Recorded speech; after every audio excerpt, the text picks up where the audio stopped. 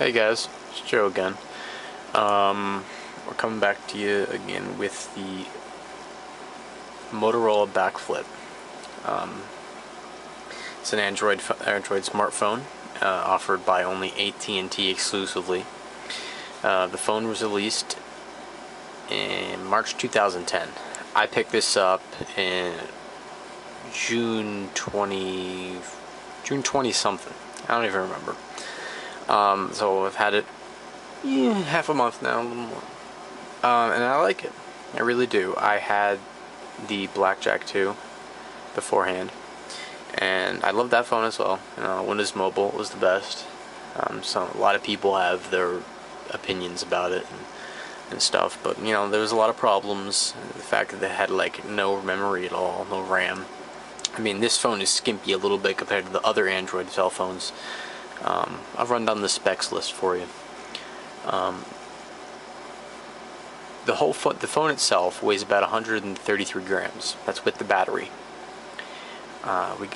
We got a 528 megahertz Qualcomm processor.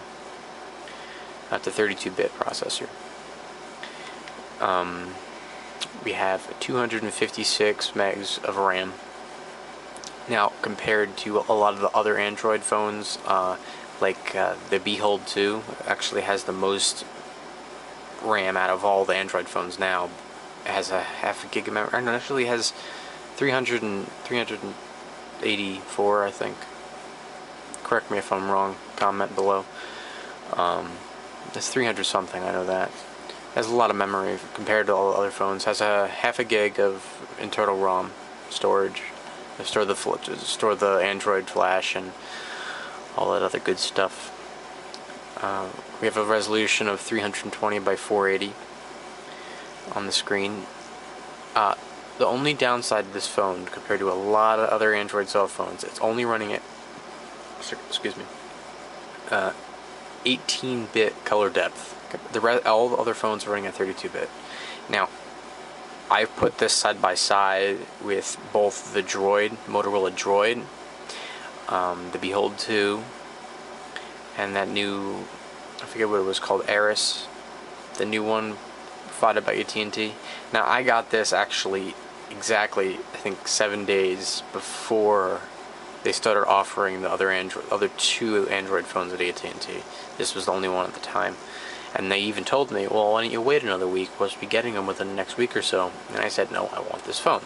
And I think I made a good choice, because out of the other two phones that AT&T provides with Android, this is still the best one.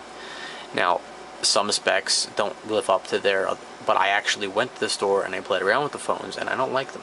I really don't. I absolutely love this phone. I just personally can't wait until they come out with the 2.1 release, which they said it's supposed to be out with Q3 of this year. We're in the third quarter already, so I'm waiting patiently. Yeah, the phone supports 3G, has a micro SD card slot where I have up to, I think it was 32 gig micro SD cards, but it's very hard to get your hands on one of those. USB micro is the connection, which I like it, because it's not a prioritory. I can't even speak today.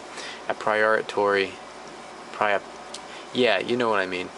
It's not that type of connection, like you have the Samsung. I like the Samsung connectors because they were the same across all their phones. But you go to other companies like Nokia. I'm really drawing a blank right now. But they have different connectors for every single phone, and sometimes per individual phone. Oh yeah, Sony Ericsson. That was another one. I did not like that. Different versions of each model had different connectors. That sucked. It has wireless 802.11g NB supportive.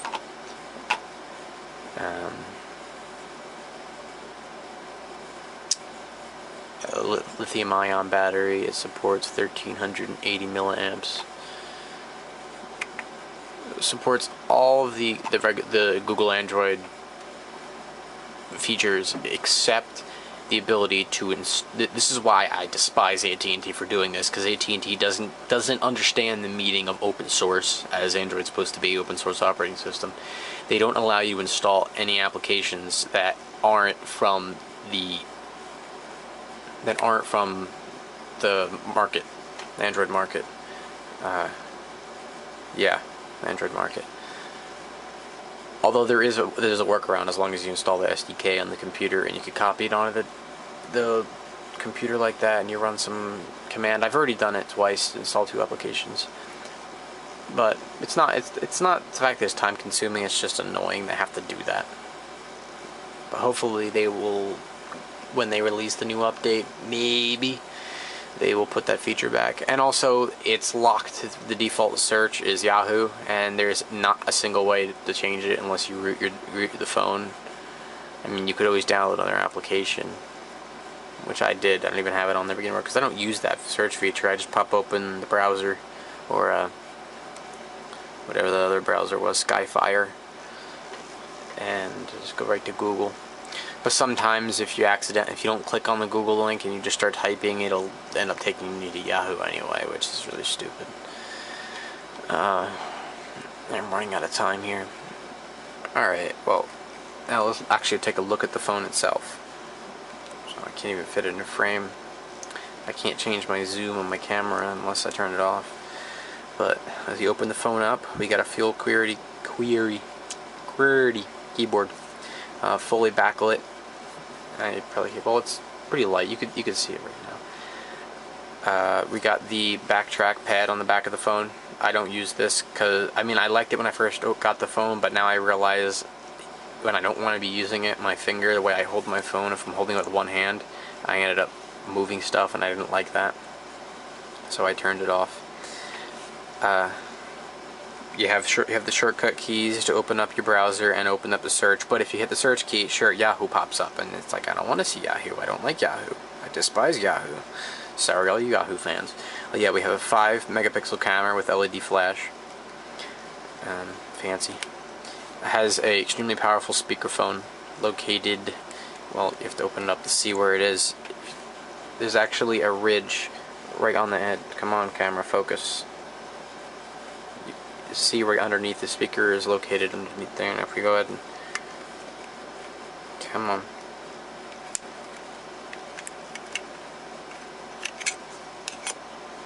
you have your micro SD slot, and you have a lock that you can hold the card in place so it doesn't slide out. Your SIM card goes right there, battery, and then there's the speakerphone. It has dual noise canceling microphones, and I can point them out real quick. Let's lock the phone. We have one microphone right here. Camera's not picking it up. There we go. And we have another microphone on the opposite side of the phone on the top. So we have one here, and we have one here. Now, by using that, it allows it to cancel out, pick up your voice twice with a slight delay in between, and actually cancel out external noise. Like in my room, I have a lot of fans on, my air conditioner is annoying the hell out of me in the background. But it would filter out those types of noise. Hey, you can see the reflection of the camera. Yay! Let's turn it back on. It's not that much to really go through on the phone because you probably have already got your hands on an Android phone, or you've seen so many other videos, and I don't feel like doing this and getting my hand in front of the nice glossy screen. I've got a picture of my dog in the background. And I like how the background moves at a different speed than the front menu. It gives it more of a feel of depth, which I like that.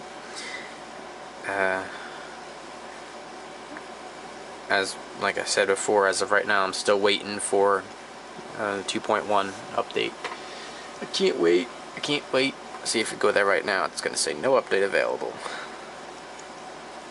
Right here, about phone, system update. Nope. Your device is up to date. Yeah, blah. Now if we go down here, you can see we're running Android firmware 1.5. There we go. It's focusing. Alright. Well, that's about it. If anybody has any more questions, just PM me or comment below. And that's about it. I got a couple more reviews of new stuff coming up soon. Please stay tuned, and please remember to subscribe, rate, comment. Thanks.